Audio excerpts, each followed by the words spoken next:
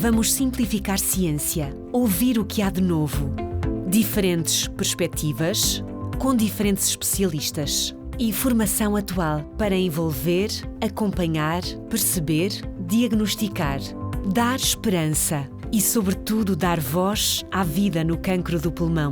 Um projeto Takeda, em parceria com a Associação Portuguesa de Luta contra o Cancro do Pulmão, Pulmonal. Olá, sejam bem-vindos a mais um episódio do podcast Dar Voz à Vida no Cancro do Pulmão. O meu nome é Fernanda Freitas, estarei convosco para trazer mais informação sobre esta patologia que afeta muitos portugueses. Falo do cancro do pulmão. Neste novo episódio, o oitavo de uma série de 10, vamos debruçar-nos sobre o que pode representar para um doente receber a notícia de que o seu tumor está em progressão, mas de uma perspectiva clínica. E para nos falar sobre este tema tão sensível, temos connosco o professor Dr. António Araújo, diretor do Serviço de Oncologia Médica do Centro Hospitalar Universitário de Santo António. Olá, professor, como está? Muito obrigada também. Olá, viva! Obrigada por aceitar o nosso convite e partilhar a sua voz.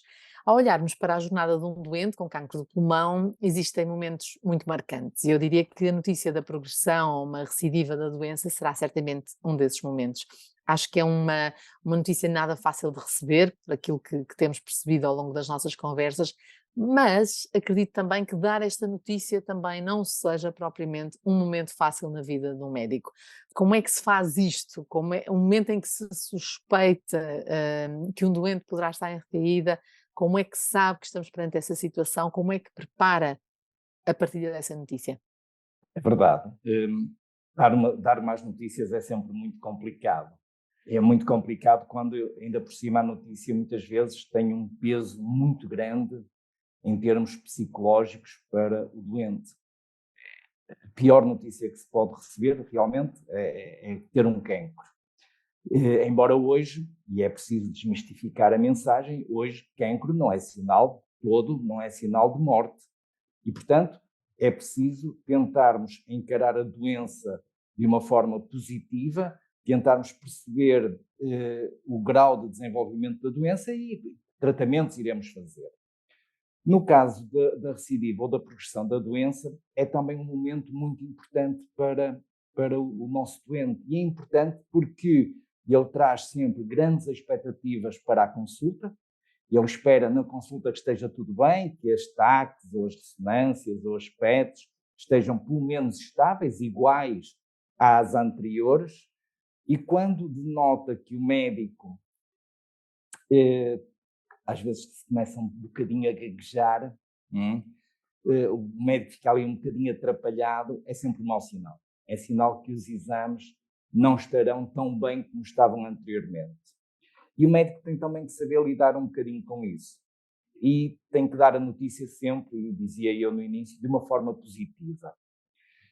Nós, ao referirmos que a doença está em progressão ou em recidiva, e isto são coisas diferentes, porque recidiva quer dizer que a doença tinha desaparecido e voltou a aparecer.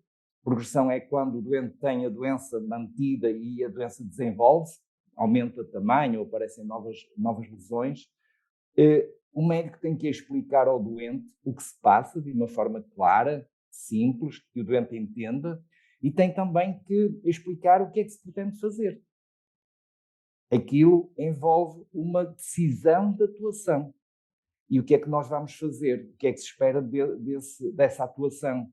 Para que o doente se sinta confortável e se sinta acompanhado pelo seu médico. E, portanto, é necessário que a mensagem seja clara, seja de acordo com a literacia do doente, que tenha aquele sentimento positivo e que programe o que é que vai ocorrer a seguir para tratarmos o nosso doente.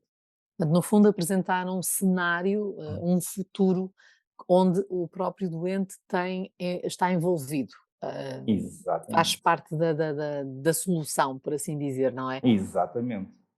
A recaída certamente não é igual em todos os doentes. Podemos ter, por exemplo, progressão em outros órgãos que não o pulmão, antes de verificar, por exemplo, as tais novas lesões de que falava no pulmão? Infelizmente, assim é. E isso, é evidente, também condiciona muito o estado geral e a parte psicológica do doente. Porque uma coisa é termos uma recidiva, uma progressão da doença, por exemplo, a nível pulmonar, em que o doente já está habituado a ter tosse, já está habituado a ter um bocadinho de falta de ar e isso agravou um pouco. E pronto, para o doente, ok, está a agravar, mas é um bocadinho dentro do contexto que ele está habituado. Outra coisa é surgirem, por exemplo, metástases cerebrais com alguma desorientação do doente, em que o doente tem consciência dessa mesma desorientação, ou então metástases ósseas com uma fratura patológica que impôs uma cirurgia ortopédica de urgência, em que altera muito o contexto de vida do doente. E, portanto, o impacto é completamente diferente. E nós temos que ter noção disso e temos que ter a capacidade de adaptar a nossa linguagem e a mensagem que vamos transmitir ao doente também conforme as situações. Uhum. Portanto, há um momento em que o acompanhamento ao doente e até mesmo aos seus cuidadores, no fundo, tem uma alteração, registra uma alteração. É um cuidado diferente daquele que existia, há uma maior monitorização. Qual é a grande diferença perante este novo diagnóstico? E olhando também já para como é que se transmite também aos cuidadores. Claro, nós quando avaliamos uma TAC ou uma ressonância, uma PET, normalmente comparamos dimensões das lesões ou aparecimento de novas lesões. E isto é sinal, se acontecer, que a doença está ativa, que a doença está em recidiva ou em progressão. E hoje em dia, como nós queremos personalizar muito o tratamento, muitas vezes queremos rebiopsar essas lesões, no sentido de tentar perceber o que é que está a acontecer no tumor que levou à progressão. E no sentido também de tentar arranjar depois o melhor tratamento possível para a doença. E normalmente é isto que falamos ao doente, portanto, e aos familiares. Aquilo que dizemos é, olha, não está tão bem como estava anterior, há aqui alguns sinais de que a doença está ativa e explicam-se quais são os sinais e, portanto, nós vamos querer realizar, no caso, uma biópsia ou uma citologia ou uma biópsia líquida para tentarmos determinar quais são as alterações no tumor que estão a condicionar esta atividade da doença. E para depois podermos encontrar os melhores tratamentos para o nosso doente. Há casos também, como é evidente, que não necessitamos de realizar biópsias. Então, nesse caso, são casos em que, depois da recidiva ou progressão, aquilo que as guidelines nos indicam é fazermos quimioterapia ou imunoterapia direta, por exemplo, e então aí vamos ter que explicar ao doente que a doença está em atividade e que o tratamento que neste momento as guidelines apontam é X. E depois explicar o tratamento em si, como é que vai ser efetuado, onde é que vai ser efetuado, que tipo de efeitos laterais vai ter e o que é que se espera do tratamento. Claro, isso convém ficar sempre bem explícito para que a pessoa possa ter do seu lado todos os dados para lidar com esta doença. E tem que ser com mensagens simples, adequadas à literacia do doente e da família, e depois também termos a noção de que temos que dar algum tempo para que a mensagem seja absorvida, seja compreendida pelo doente, para que ele depois também possa fazer algumas perguntas que façam sentido, como é evidente. Claro. Eu lembro-me de uma vez falar com um doente que me disse que a partir do momento em que ouviu a palavra cancro já não ouviu mais nada e portanto precisou de algum tempo para assimilar. Nós temos muitos exemplos disso, sabe que muitas vezes, eu ia dizer perdemos ou gastamos, mas são maus adjetivos, quer dizer, despendemos algum tempo, Se calhar, não é? investimos algum tempo a falar com o doente e com os familiares sobre a doença, a evolução da doença, o que é que se espera, que tratamentos temos, etc. E na consulta seguinte perguntámos ao doente, desculpe, mas sabe o que vem fazer ou sabe como é que está? E o doente diz-nos, não, o senhor doutor não me explicou nada. E nós tínhamos despendido meia hora de falar com o doente da consulta anterior e são os familiares a dizer, não, o senhor doutor explicou e disse. Claro, é por isso que estes diagnósticos Os diagnósticos feitos com alguém ao lado também às vezes ajudam a pessoa É muito importante. poder aperceber-se. E falava, no caso de existirem novas lesões, noutras, não propriamente localizadas no pulmão, falávamos das metástases cerebrais, ósseas. Como é que é feita a abordagem terapêutica? Ou seja, é necessário o envolvimento de outras especialidades na decisão e para a concretização? Portanto, no fundo, acaba por se criar uma equipa multidisciplinar para tratar este doente? É evidente que sim. Sempre que haja uma alteração do estado da doença, esse doente deve ser apresentado numa consulta de grupo. É evidente que há decisões na consulta de grupo que são muito lineares, como lhe disse, quando as guidelines apontam para se o doente se a doença tem aquelas características e está em progressão, tem que fazer quimioterapia ou imunoterapia. E são decisões muito simples. Mas depois, quando a doença está em progressão em outros locais do corpo, nós vamos precisar de saberes de outras pessoas. Imagina, se progredir no sistema nervoso central, temos que ter a opinião da neurocirurgia, muitas vezes, e depois da radio-oncologia também, que são as pessoas que irão fazer os tratamentos imediatos. Se progrediu nos ossos, a ortopedia. E, portanto, temos que ter sempre decisões multidisciplinares de forma a encontrarmos as melhores soluções, pelo menos numa fase inicial. Porque depois, como a doença está, e perdoa-me a expressão, espalhada no corpo, vamos ter que encontrar uma terapêutica sistémica, uma terapêutica que trate a doença como um todo e não só naquela região em que está a progredir, porque a doença acaba por ser uma doença sistémica nessas alturas e tem que ser tratada de uma forma sistémica, como é evidente.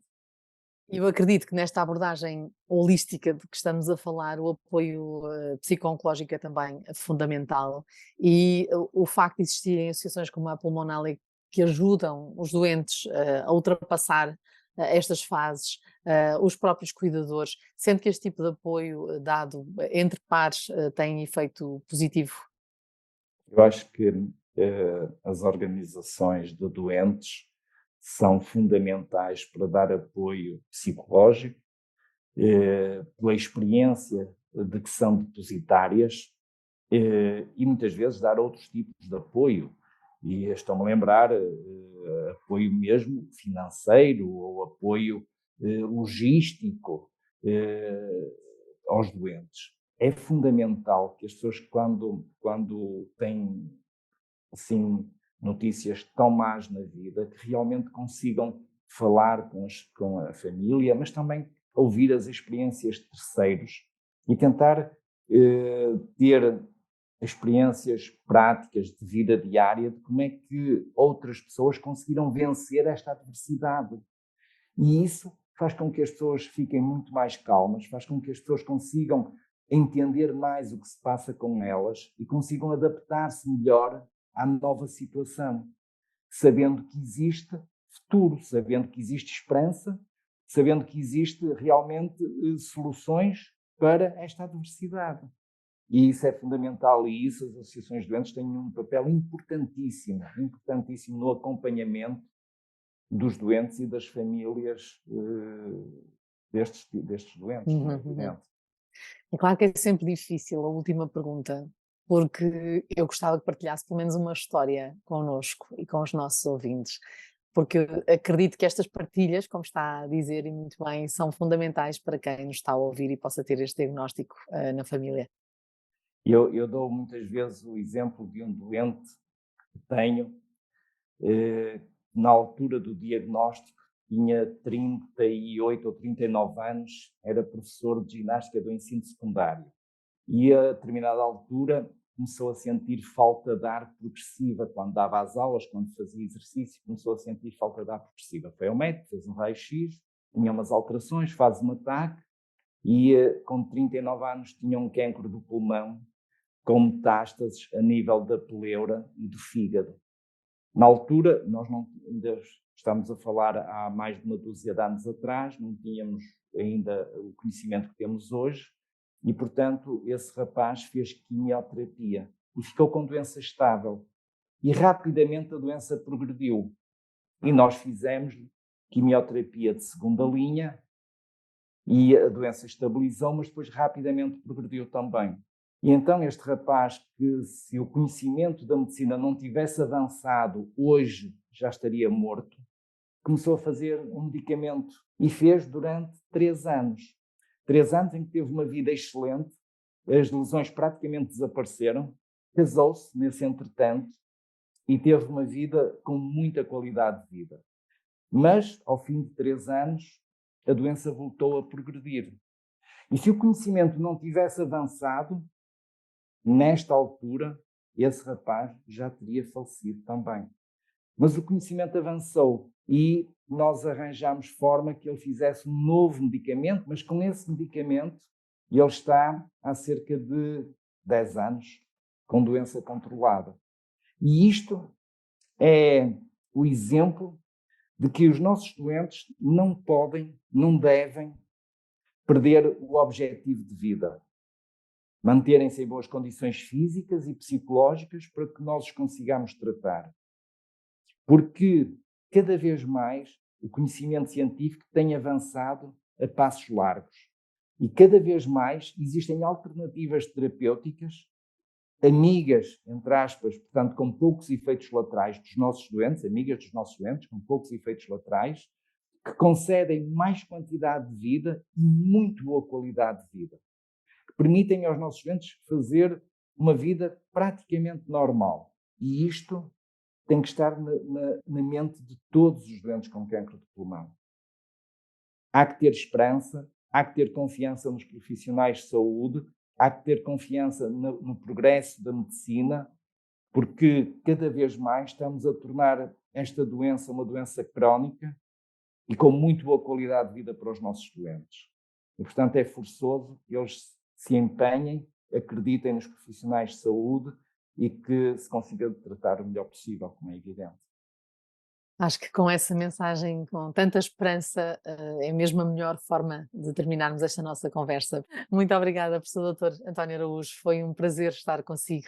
Obrigada pela participação no podcast Dar Voz à Vida no Cancro do Pulmão. Foi de facto uma honra contar com esta enorme partilha de conhecimento e tantas experiências que são tão importantes para os doentes com esta doença e também para todos os seus cuidadores. Quanto a nós, agradecemos por estar desse lado. No próximo episódio iremos dar voz ao Dr. Fernando Barato e ao Dr. Paulo Costa, que nos vão falar sobre a importância das equipas multidisciplinares nas decisões e também o acompanhamento do doente com cancro do pulmão. Continua a acompanhar-nos através das plataformas Spotify, Google Podcast ou ainda no site da Pulmonale em www.pulmonale.pt. Vamos simplificar ciência, ouvir o que há de novo. Diferentes perspectivas, com diferentes especialistas. Informação atual para envolver, acompanhar, perceber, diagnosticar, dar esperança e, sobretudo, dar voz à vida no cancro do pulmão. Um projeto Takeda, em parceria com a Associação Portuguesa de Luta contra o Cancro do Pulmão, Pulmonale.